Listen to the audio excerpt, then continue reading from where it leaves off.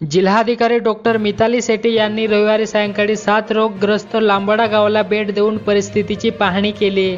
त्यानंतर आरोग्य कर्मचाऱ्यांशी संवाद साधला। विवाहितेच्या शण केल्याप्रकरणी नारायणपूर तालुका नवापूर येथील 3 जणांविरुद्ध नवापूर पोलिसात गुन्हा दाखल करण्यात आला। याबाबत रजना दिलेश वसावे यांनी फिर्याद दिल्याने दिनेश दिवाणजी वसावे, राजेश दिवाणजी वसावे, निर्मला राजेश वसावे यांच्याविरुद्ध गुन्हा दाखल करण्यात आला। अक्कलकुवा तालुक्यातील खुर्चीमाळ येथे निसर्गाचे वनराईत गावदेव निलीचारा पूजन करताना पुजारी।